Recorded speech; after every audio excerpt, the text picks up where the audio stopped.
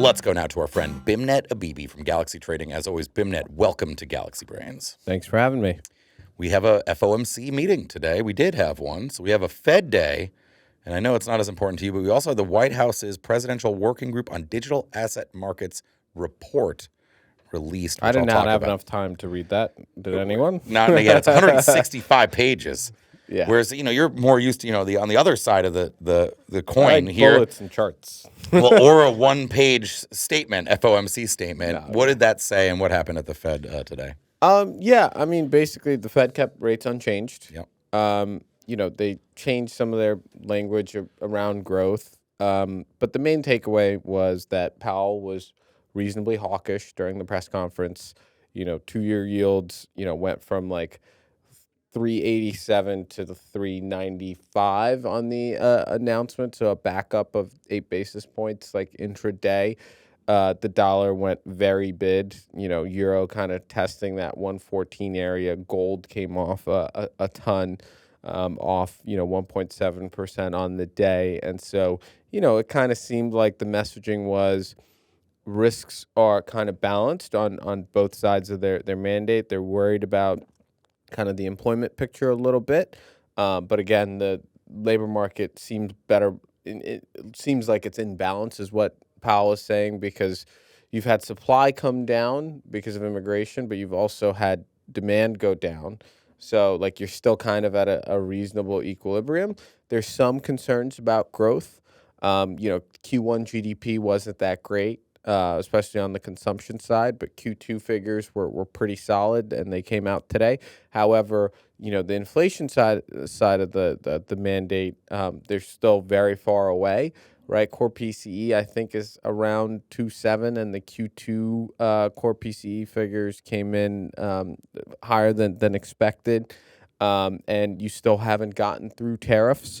And there's a ton of he highlighted some tariff stuff in his remarks, right? Yeah, I mean, he basically said, it could be a one-time, pass through, but the baseline level of inflation, like pre these tariffs, is still above target, and so they have a lot of work to do on the inflation front still, and so it seems like Powell is in no need or no rush to cut.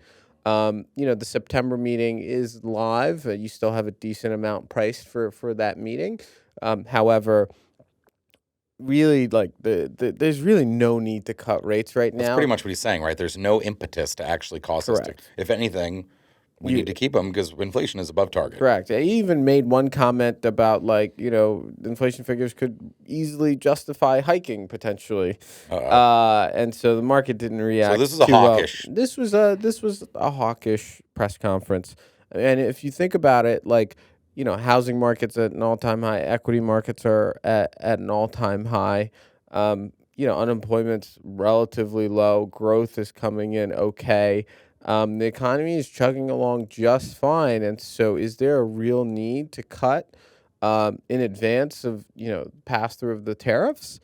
No, right? And so there's a lot of folks that are calling for no cuts this year, and there's about 45-ish basis points priced out to the December meeting. So almost 2, quote unquote. Yeah, almost 2. The one interesting thing was you did have 2 dissenters. Michelle Bowman and Waller. Yeah. It's unprecedented from the standpoint of, you haven't had 2 dissenters since 1993. Really? And so, it is notable. However, when Powell was asked about it, he basically said, we're still friendly. It was based on ideas, and, people can disagree on their interpretation of the data. First time there's been 2 since and I would 93. That does stand out. That does stand out. Bowman I'm going to ignore because she's less of a classical economist and, I think has less weight on the Federal Reserve versus Waller, is actually more of an economist. He's the payments, head of payments or governor for payments or something like that? I don't know. He's got some specific formal position. But point being is, Waller is potentially interviewing for Powell's job. Well, this in is kind of theory. what I was going to ask. Yeah. Is to what extent do you think the dissents are related to the president's lampooning of Powell? It's hard to, determine what percent of that, caused him to, be more dovish. I would tell you, though, that, even with the new Fed chair, right, like you still have 12 board of governors, right? You still have to get consensus on the Fed board to actually do something. And it's not going to change how the market's going to react to things. That was the right? other thing we talked about this last week a bit. That, I mean, let's be real. Like the facts and circumstances aren't going to change much. So, like, okay, maybe slightly more dovish, but the reality is, like, inflation is where it is, right? Like, Yeah, there's only so many ways to play this thing. Correct. And it's like, if the Fed's too aggressive and, they move too quickly by too much, right, the market's going to react. Like the dollar will sell off, like the yield curve will steepen a ton, and inflation expectations will move up a lot, and you'll see asset markets rip, right? And that'll cause more inflation. And then what are you going to do about that? Right. You're going to have to re-accelerate, rates. Right. And right. So the other question I had for you too is, let's say we do cut rates. The world doesn't want our debt that much, like they had in the past. At least there's a relative net reduction in demand for U.S. debt. I think is pretty obvious.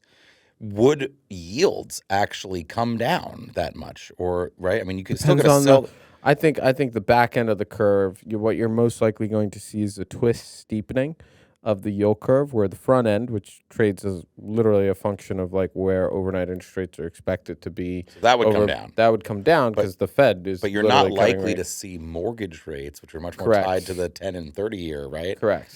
And so those actually might go up because inflation expectations on a go forward basis might go up.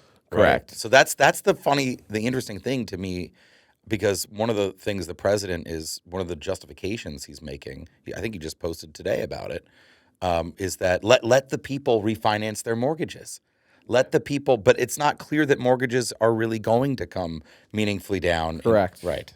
And so, but the other point is, and this was very notable, when Powell was asked about the government reducing their net interest expense, like he brushed that off, right? His mandate is not to help the government finance its debt. Yeah. It's to control inflation and maximize full employment and, financial stability stuff. Here's another thing. We debated Fed independence last week, which was fun. Not much of, I mean, mostly agree. We're making some adjacent points. I think we mostly agree anyway, but that's an interesting point about when the U.S. government will one day, on this trajectory, face a truly existential problem about paying for the. I mean, there's a possibility we could 100% of the GDP could have to go to debt. I mean, like at the rate we're going, one day I haven't done the math on that, but right, like GDP will grow. Not too, GDP, but, sorry, the budget. 100% of the budget might have to go to paying off the debt. Like one day that's possible, and in that spot, rates absolutely you have to inflate your way out of it, and your rates have to be zero.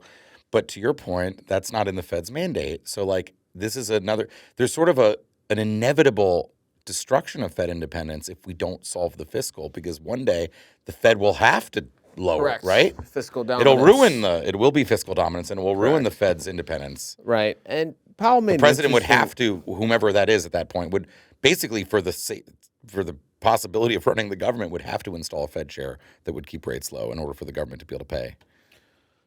No, I mean, the real answer to that question is, the Fed would need to start printing money to buy the debt. Right. Right. It literally needs to monetize the debt. Yeah. Now which is inflation. Correct. Yeah.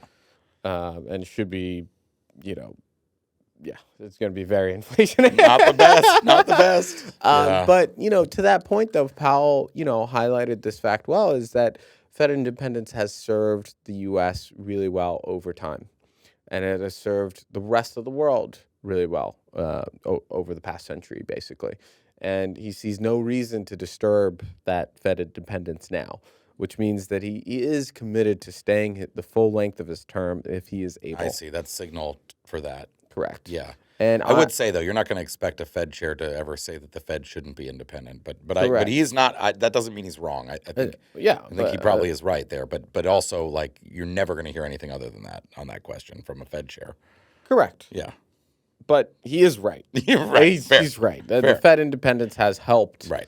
over the long run. I think my favorite point that you had made to me when I was complaining about this arrangement last week was that do we really think the elected representatives in Congress would be better at managing monetary policy? Yeah. That I'm not prepared to say. Yeah, exactly. Not prepared. Right. And, you've got a president talking about cutting rates by 300 basis points. Yeah. Like, Right. So we had the non-cut, non-anything, in some hawkish language. Said gold sold off. Bitcoin looked like it had sold off a little, and mostly still. It did sell off. Yeah. It went down. I saw in 115s at one point during that reaction. Yeah. Equities, they came off too. Are people? They came off. The S&P was off like 50 bips on the day, and then you had really strong earnings from Meta and Microsoft, and you're roaring right back. Yeah. So. But again, it is staggering. Just think about the math, right? The math is. Let's say Microsoft's worth $3 trillion. It could be off by whatever the current whatever. market But cap is. when it moves up like 10%, that's you're an enormous adding amount of money. $300 billion in market cap over figures that measure the span of like 3 months performance. Right? That's a lot. And I do get the sense that and you've had a lot of like these sell side shops move up their S&P year end targets closer to like 7,000. High sixes and stuff. So there's a lot of bullishness out there in the there's sell a lot side? there's a lot of bullishness, but I think they're just catching up, and like that's what they're forced to do. But again, like valuations are really high, and there's a lot of uncertainty around tariffs, and these moves are just like what's going on? It's 15 times Saylor's most recent. No, more than that. Sorry, it would be 150 times Saylor's most recent buy. Yeah.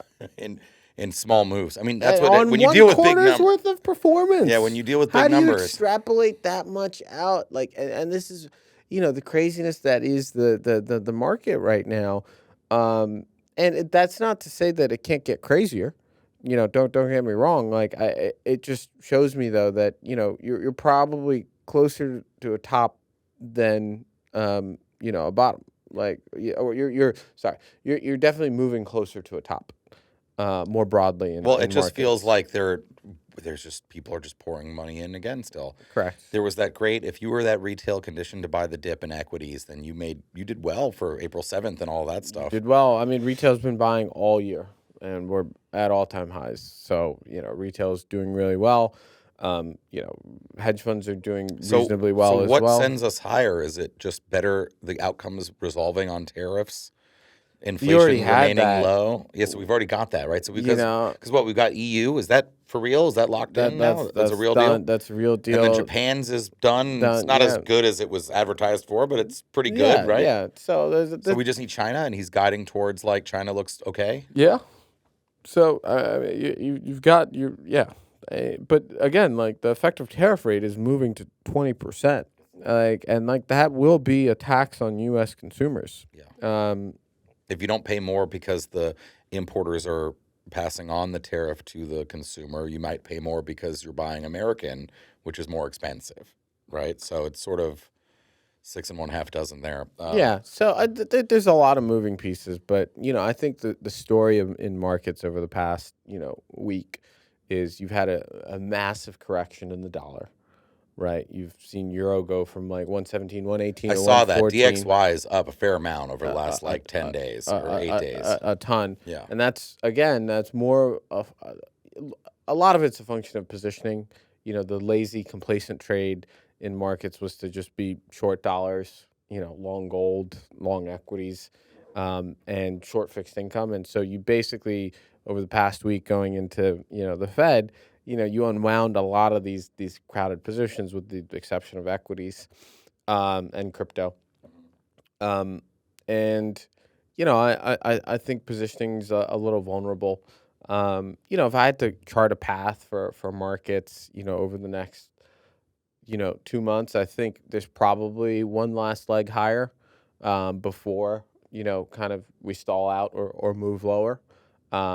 But I think it's reasonable. The treasury companies are still buying. You're still seeing strong ETF inflows. The regulatory backdrop is getting easier by the day. You had ETF in-kind, creates and redemptions allowed for Bitcoin ETF, and I think ETH ETF as well today. That's right.